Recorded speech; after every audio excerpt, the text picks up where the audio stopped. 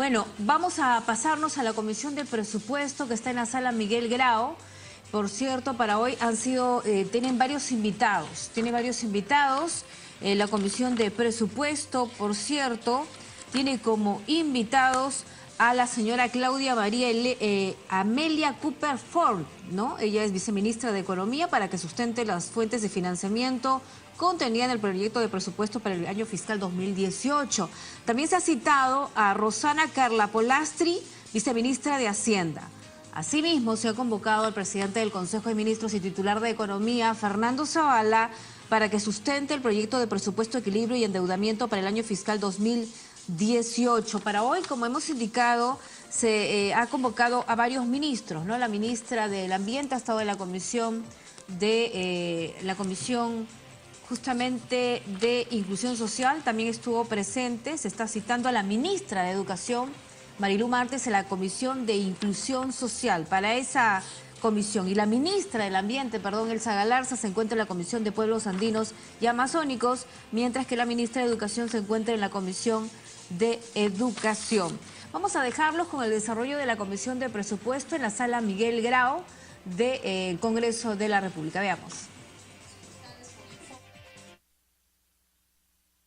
2018, técnica del gasto que se piensa implementar, presupuesto base cero, cuál es el avance del presupuesto multianual, qué incrementos en el aspecto remunerativo se están considerando para el año fiscal 2018 y otras prioridades que contiene el proyecto de la ley de presupuesto.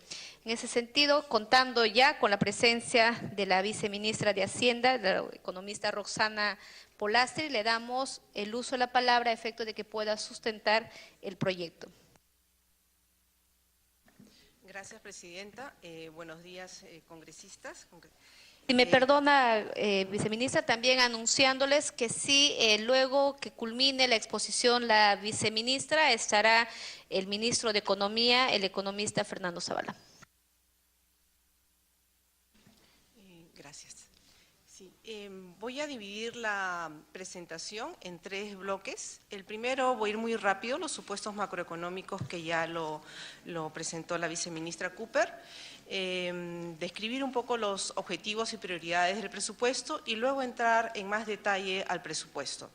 Voy a discutir el presupuesto agregado, el presupuesto de los gobiernos regionales y locales, las principales intervenciones y luego detenerme un poco en lo que es el presupuesto por resultados, porque creo que tanto es tan importante los recursos en monto, en cuanto se asigna para el gasto, como los resultados y metas que se quieren alcanzar con estas asignaciones presupuestales.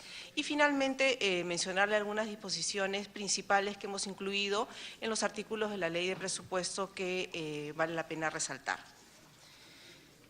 Sí.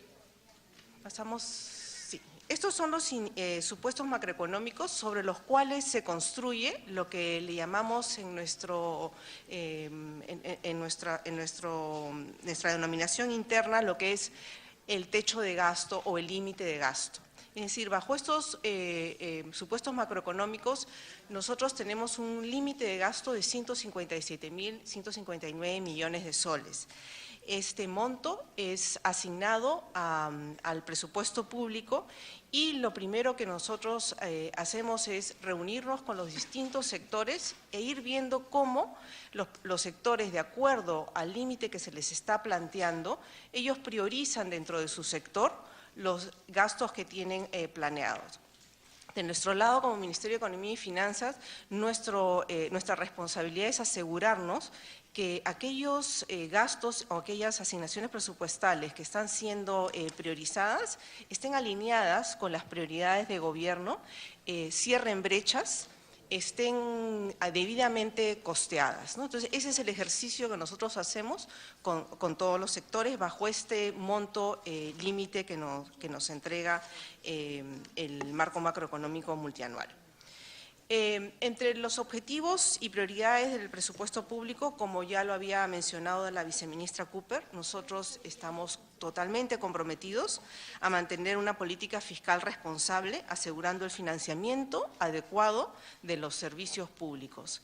Nos ha tocado en el 2018 una situación especial, dada que la coyuntura por la reconstrucción del Niño Costero nos obliga a tener un balance estratégico entre financiar aquello que no es reconstrucción y financiar la reconstrucción. Ese ha sido un balance muy delicado y muy estratégico que lo hemos trabajado coordinadamente y colegiadamente con los distintos ministros y ha sido aprobado a nivel de Consejo de Ministros. Como dije, el presupuesto, como todos los años, sigue estando alineado con los parámetros establecidos dentro del marco macroeconómico.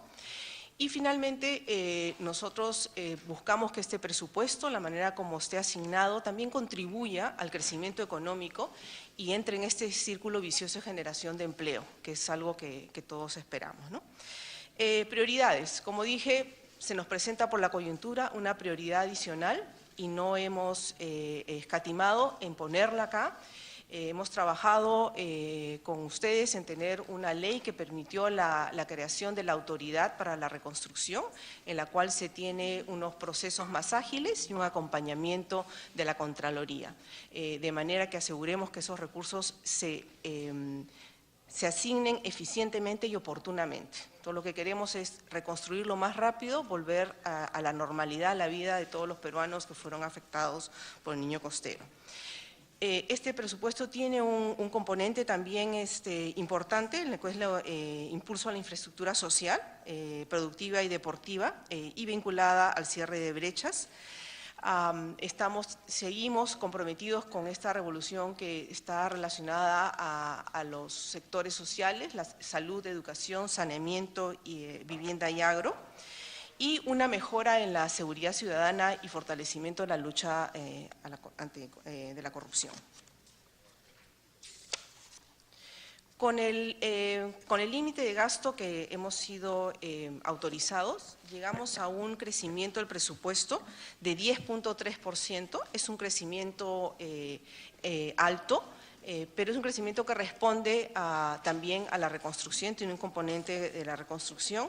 Si no estuviera el componente de la reconstrucción, estaríamos con un crecimiento del 5.3%. Esto es coherente con el déficit de 3.5% que se ha aprobado. Las fuentes del presupuesto, voy a ir rápidamente, como la ministra Cooper lo explicó. Nosotros dependemos altamente de los recursos ordinarios, esto no es algo que sea fuera de lo común. Estamos previendo un crecimiento del 11% en los recursos ordinarios, en los recursos directamente recaudados de 13.1%, en operaciones oficiales de crédito, que son las operaciones de endeudamiento 4.9%, donaciones y transferencias vemos un crecimiento del 32% y recursos determinados 10%. Todo esto representa un 21% del PIB como fuente de financiamiento para el 2018. Usos del presupuesto. El presupuesto a nivel agregado se divide entre lo que es el gasto no financiero y el gasto financiero. El gasto no financiero tenemos el gasto corriente y el gasto de capital. En gasto corriente, uno de los rubros más importantes es el de personal y obligaciones sociales y el de bienes y servicios. El gasto de capital, que es mayoritariamente en un porcentaje bastante alto, lo podemos llamar la inversión pública. Aquí es donde vemos la inversión, no solamente los proyectos de inversión, sino también otro tipo de inversiones. Y el servicio de la deuda, que se mantiene en un poco más de 12.000 millones de soles y que está bajando en un porcentaje bastante pequeño.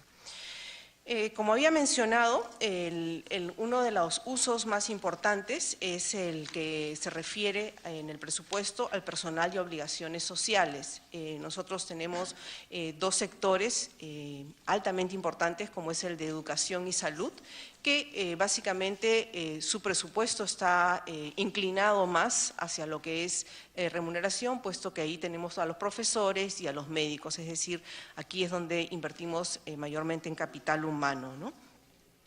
De acuerdo a las reformas remunerativas que han planteado los sectores salud, educación, estaríamos creciendo en 7.7% en este rubro. Y aquí lo que yo les presento es cómo se compone el total de lo que es remuneración entre educación, defensa interior, salud y el resto de funciones. Siguiente. El otro rubro, como mencioné, importante es el gasto de capital, que esto es lo que se refiere a la inversión pública, y que este año está creciendo en un monto bastante importante, que es del 20.5% en términos nominales con respecto al 2018. Tomar en cuenta que acá tenemos asignados 7.078 millones de soles para la reconstrucción, y eso también explica el salto, ¿no? Importante también entender de cómo vamos a financiar la reconstrucción. La reconstrucción la vamos a financiar a través de 3 fuentes. Una fuente es el Fondo de Estabilización Fiscal, como le explicó la viceministra Cooper. Este fondo ha sido producto de ahorro de superávits en los últimos 10 años, el cual está destinado para situaciones de este tipo, es decir, para momentos de crisis o de desastres naturales como el que experimentamos a principios de años. También estamos utilizando líneas contingentes de crédito que ya existían, habían sido concertadas para catástrofes. Y finalmente una emisión local de bonos por 2.178 millones. La combinación de estos 3 nos permite mantener ese ratio de deuda al que nos hemos comprometido. ¿Y por qué también usamos las líneas contingentes de crédito? Porque estas, al estar ya concertadas, están disponibles para su uso y además permiten a la autoridad de la reconstrucción tener un acompañamiento de asistencia técnica durante la ejecución de los proyectos que van a ser planteados, ¿no? La siguiente lámina presentamos la distribución por función de las distintas intervenciones y sectores, ¿no? El presupuesto de educación continúa siendo el mayor, tiene una variación, creo que esto, perdón, no está bien. A ver, salud está creciendo en 10.4%, saneamiento 4.4%, protección social 3.8%, cultura y deporte 1.9%, trabajo 0.4%. En los sectores productivos, transporte crece en 11.1%, vivienda y desarrollo urbano 1.5%, agricultura 3.4%, energía y minas 0.8%, comercio y turismo 0.7%, ambiente 1.7%, producción 0.5%. El resto de las funciones crece en el caso de seguridad ciudadana y defensa en 9.4%, administración de justicia 3.4%, administrativos 10.8%, no, esta es la composición, me van a disculpar, creo que el título me lo han puesto mal. Esta es la composición. Es la composición de las funciones, sí. Ya a mí no me sonaba en este crecimiento. Sí, vamos a corregir la lámina y se las vamos a repartir para reemplazarla. Aquí lo que presentamos es la composición de las funciones. Como vemos, educación y salud tienen un componente, se lleva un componente del presupuesto bastante alto, como deberíamos esperarlo. Transportes también, somos un país que todavía tiene muchas brechas por cerrar en lo que es logística, en lo que es carreteras, en lo que es conectividad. Somos un país con una geografía difícil que tenemos que hacer un esfuerzo fiscal para estarlo atendiendo, ¿no? La siguiente lámina.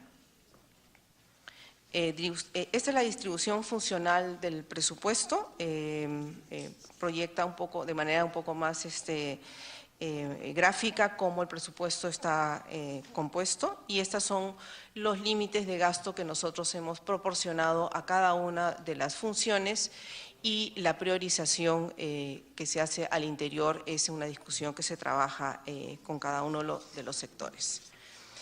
La siguiente lámina presentamos la distribución de una serie de transferencias que cuando nosotros presentamos el proyecto de la ley de presupuesto no están asociadas directamente con alguna actividad o con algún gasto específico, ¿no? No los podemos identificar claramente. ¿Y por qué son? Porque por su naturaleza son gastos que se van a ir dando a lo largo del año. Algunos de ellos también son asignaciones presupuestarias que están vinculadas a convenios que los sectores deciden realizar en la medida que ellos quisieran ir viendo algunas metas, el compromiso de algunos resultados, ¿no?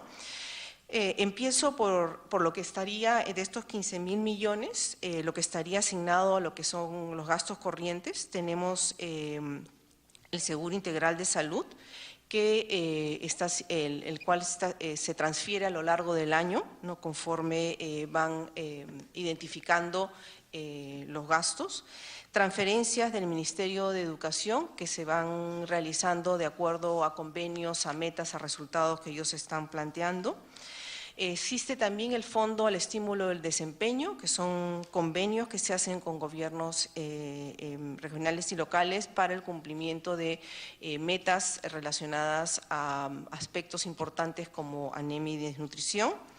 Las transferencias que Minagri hace a Fogasa, Agroperú, de acuerdo a cómo los proyectos van requiriendo financiamiento.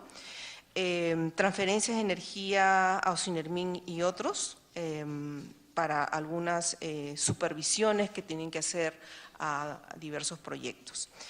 En cuanto al gasto de capital, en estos 15.000 millones que representa la mayor parte, que son los 12.203, tenemos el monto importante que es la reconstrucción. Como ustedes saben, ya se presentó el plan de la reconstrucción. Conforme los proyectos están listos para ser financiados, los recursos van a ir fluyendo a aquellos ejecutores que van a tener la responsabilidad de llevar a cabo los proyectos. Se tiene un monto de transferencia para proyectos a gobiernos locales por parte del Ministerio de Vivienda, que lo hace a través también de convenios por 1.200 millones, que los hemos ordenado de acuerdo al tamaño, ¿no?, importancia. El bono familiar habitacional, que también el Ministerio de Vivienda le va transfiriendo al Fondo de Vivienda de acuerdo a cómo va evolucionando este proyecto. El programa de incentivos a la mejora de la gestión municipal depende de quiénes son los ganadores, entonces una vez que se tenga los resultados, esas transferencias se van a llevar a cabo. El Ministerio de Salud también transfiere proyectos y equipamientos de acuerdo a convenios que el Ministerio decide realizar a lo largo del año y los va transfiriendo. Tenemos también el programa Trabaja Perú, que es del Ministerio de Trabajo. Todavía no tienen identificado a dónde van a ir esos recursos. Es un programa que se va preparando a lo largo del año y va siendo asignado conforme esos proyectos van siendo materializados o identificados. Y FONIPREL, que es también otro fondo concursable que queda todavía sin una asignación específica porque conforme se va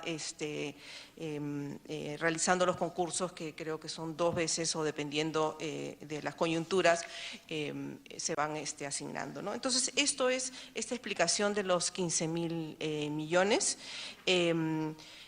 Sería en un mediano plazo, conforme los ejecutores van realizando sus proyectos o identificándolos más temprano en el año, o probablemente mucho antes de que enviemos la ley de presupuesto, estas transferencias todavía deberían ir bajando Sí es importante mantener algunos que están relacionados a convenios porque, como digo, es importante no solo los recursos, sino asegurar resultados. Entonces, estos convenios a veces son bastante útiles y vemos que otros países también los utilizan y, como veremos más adelante, en presupuesto por resultados hemos visto logros que vale la pena mantener, ¿no? Adicionalmente a los límites de gasto que se le ha dado y se les ha asignado por función, es importante mencionar varios de los fondos que tenemos disponibles para el 2018. Bueno, el Fondo de la Reconstrucción, el Programa de Incentivos a la Mejora de la Gestión Municipal, el Fondo Sierra Azul, el FED, 170 millones, el Fondo Seguridad Ciudadana por 150 millones, el FONIPREL, el Fondo Mejora la Calidad de Atención y Servicios al Ciudadano. Como sabemos, a principio de año, con los decretos legislativos que hemos aprobado conjuntamente, hemos introducido una serie de reformas para disminuir o eliminar muchas de las trabas burocráticas y quisiéramos seguir incentivando ese comportamiento a que tengamos un Estado más ágil y más con una visión y un compromiso más de servicio al ciudadano, ¿no?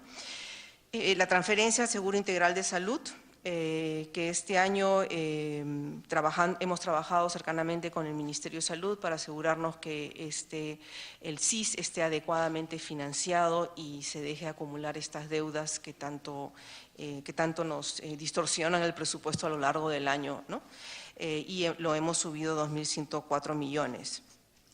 Y luego tenemos pues las transferencias de los recursos del Ministerio de Vivienda. Y también tenemos los convenios con el sector privado para proyectos de APP y obras por impuestos, que son otra fuente y otra forma de financiamiento, tanto para sectores como para gobiernos regionales y locales, ¿no? Adicionalmente a estos fondos, tenemos un programa, que es un programa de endeudamiento garantizado, y el cual está dentro del techo de deuda que hemos solicitado aprobación al Congreso.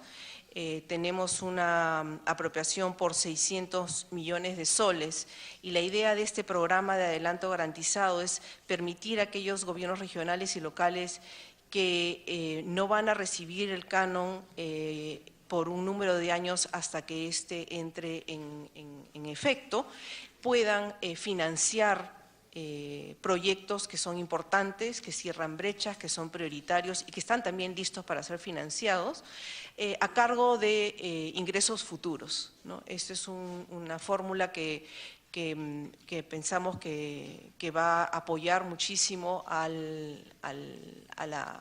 no solamente a promover la generación de actividad económica en aquellos lugares, sino que también los servicios públicos estén adecuados y que la población se sienta atendida, ¿no? Entonces, este es un programa que lo iniciamos en el 2018 con 600 millones y obviamente, como todo lo que hacemos en presupuesto, nos gusta luego evaluar cómo funcionó, si funcionó bien, dónde tenemos que ajustar, podemos ampliarlo, qué más podemos ponerle, pero esa es la primera vez que lo vamos a hacer. Luego pasamos a lo que se ha asignado a los gobiernos regionales y locales. El presupuesto de los gobiernos regionales ha crecido en 10.7%, mientras que el de los locales ha crecido en 5.9% con respecto al 2017. Las fuentes de los gobiernos regionales y gobiernos locales son bastante similares, recursos ordinarios. Se asegura que cuando hacemos las asignaciones presupuestales estén adecuadamente financiados los servicios, existe una continuidad, que no se ponga en riesgo ningún servicio. Y tenemos también un monto importante, mayormente en recursos determinados por el lado de los gobiernos locales, más que en los gobiernos regionales, dado que tienen mayores fuentes los locales, ¿no? En términos de los usos, vemos que en gasto corriente, en este caso en ambos, en locales y regionales, es donde se concentra el uso del presupuesto, y tenemos que el gasto de capital crece de manera por encima de lo que crece nuestro Producto Bruto Interno, en el caso de los regionales en 8.2 y en el caso de los locales en 10.2. Nosotros tenemos lo que en nuestro sistema de presupuesto tenemos lo que es el presupuesto de apertura, que luego a lo largo del año, por medio de las transferencias, va experimentando algunas modificaciones. Desde el año pasado, desde este año, con la aprobación desde el año pasado, tuvimos un compromiso de que estas modificaciones, que en otras palabras es aumento de presupuesto, transferencia a los gobiernos regionales y locales, se haga temprano en el año, porque para poder ejecutar los recursos, para poder comprometerlos, para poder hacer las licitaciones, necesitan tener los recursos temprano en el año y no a mitad de año, que se hace bastante más difícil, ¿no? Entonces nosotros comenzamos con un presupuesto de apertura de 11.178 en el gasto de capital, que luego de las transferencias que se prevén hacer va a ascender a 13.515. Esto sí quisiera resaltar que no incluye cuánto estaría siendo ejecutado la reconstrucción por regionales y locales, porque todavía ese programa no ha sido cerrado en cuánto exactamente va a ir, pero podría aumentar, es decir, esto podría ir a la alza, ¿no? El gasto de capital no solamente lo miramos por el lado de quién ejecuta, quién recibe los recursos, sino dónde es que se ejecuta. El 79%, casi el 80% de los recursos que son asignados en el gasto de capital para el 2018 van a ser ejecutados fuera de Lima. Y tiene un componente de alguna manera redistributivo, en el sentido que la mayor asignación va a aquellas regiones más pobres, que es lo que estamos esperando, pues estos gastos tienen que ser asignados para un cierre de brechas, ¿no?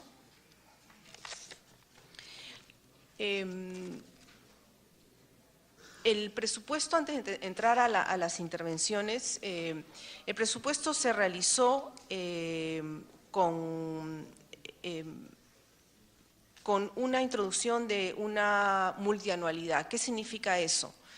En busca de la eficiencia de cómo se asignan los recursos, nosotros cuando miramos el límite de gasto y lo trabajamos con cada uno de los sectores, se solía mirar solo el año para el cual se estaba preparando el presupuesto, con poca atención a lo que significaba un gasto nuevo en el año siguiente y en el año subsiguiente.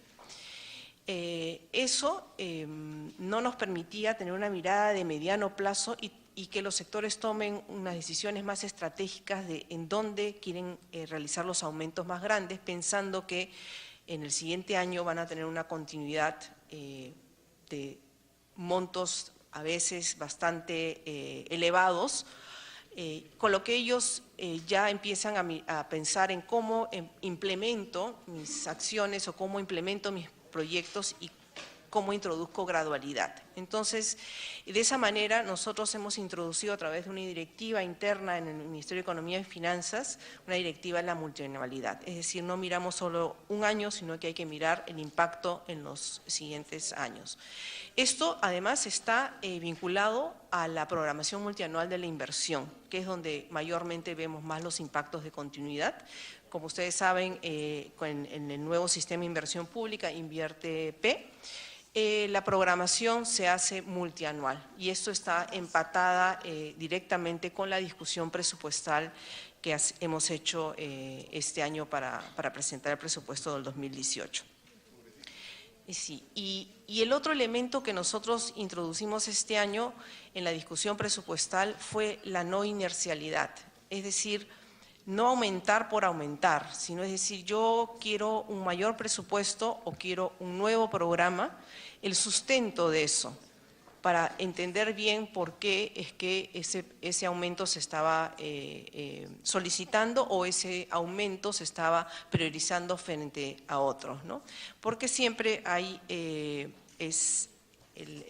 la presentación de un presupuesto, y tal vez nosotros entre los mismos manejamos nuestras mismas finanzas, incrementarla inercialmente sin mirar el componente es mucho más fácil. Ahora le hemos hecho más estratégico, hemos querido que estas asignaciones mayores o estas priorizaciones sean justificadas debidamente. Lo hacíamos de manera de discusión, más, yo no diría informal, pero como parte del proceso, pero hoy sí ya lo estamos implementando como un compromiso a través de nuestras directivas, ¿no? Entonces, cada una de las discusiones ha tenido esos dos elementos, la multianualidad y también la no inercialidad. Los sectores han tenido que llenar unas fichas donde explican la multianualidad y de la misma manera donde discuten la no inercialidad. El presupuesto más importante, el que se lleva la gran mayoría del presupuesto, es el de educación. Ha crecido en términos de función, es decir, incluye el gobierno, incluye el Ministerio de Educación, Minedu, más gobiernos regionales y locales. Crece en 8,1%. Las intervenciones más importantes son el fortalecimiento de las capacidades de los docentes, 530 millones de soles, fortalecimiento de las capacidades de los directores, 43 millones, mejora de la calidad del aprendizaje, 2.059 millones, consolidación de la educación superior, 227 millones e infraestructura educativa por 2.822 millones. Las metas que se han planteado detrás de la mayor parte del presupuesto de educación es brindar acompañamiento y soporte pedagógico a 59.980 docentes, capacitar en fortalecimiento de gestión y liderazgo pedagógico a 16.500 directores, beneficiar con tecnología de la información e inglés a 588.062 estudiantes en la jornada escolar completa, e inversión en infraestructura en 1.020 instituciones educativas, que atenderán 287.000 estudiantes, y mantenimiento a 63.711 institutos educativos para más de 5 millones de estudiantes. Cursos para docentes y capacitación de directores de 370 institutos tecnológicos y creación de 24 institutos de excelencia para articular la educación superior tecnológica en el sector productivo. La siguiente función es la de transportes, la que crece en 17,9%. El MTC se encargará de la construcción, rehabilitación y mejoramiento de 27.644 kilómetros de vías en todo el país y de la construcción y reemplazo de 182 puentes. Esto implicará una inversión de 7.407 millones.